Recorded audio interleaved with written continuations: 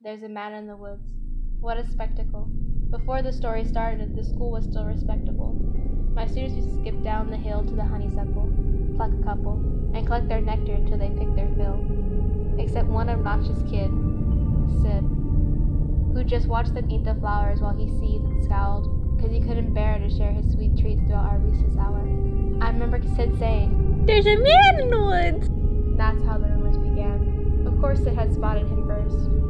Poor kids. He got them immersed in his spiel about a serial killer whose gun barrel hint said peril. A visit to the nurse, or worse, a hearse, waiting just beyond the dale. The children saw him everywhere. That man had Batman ears, we swear.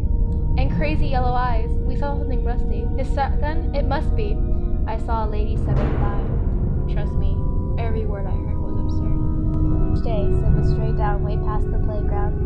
Who else was brave enough to save us from the killer's next plot? The rest of the lot would stop back at the blacktop, sure that any closer they were bound to be found deep in the woods and left to rot.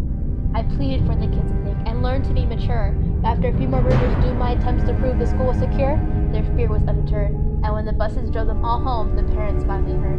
And everything just blew up. I received a wall of emails and calls full of shrieks, wails, and all, from terrified families who had word of the murderer and didn't like my lack of action at all. What was I supposed to do? Comb the whole forest? Yeah, right, would you? That means I didn't care, and that's not fair. The stories that worried you weren't true. Of course I would feel regret if had there been a real threat and I ignored it, and some poor kid got kidnapped while the kids were napping. But you couldn't admit that your good little kid would form a fib, so you ignored what I said. Your little angels could never cook up some incredible creation. An overactive imagination? Maybe. But my kid could never lie. How dare I? Accuse a child of being dishonest? Just monstrous. The parents were displeased, and when the PTA took action, they dismissed me from the classroom like they knew what was best for their kids. Do you know how difficult it is to get a job when a bitter mom slanders your rep with child neglect from the outset? Now who's in control of your classrooms? Single file lines, little vile swine, a killer by the pines. Really, are you blind? Will you find your spines? Sid, a child decides to fill our minds with lies, and the next thing you see is people treating me like I've committed crimes. I was in my prime. Those kids were lucky to have me. Do you see what you did? But I can play along. I can be good. Do you hear that, Sid? There's a man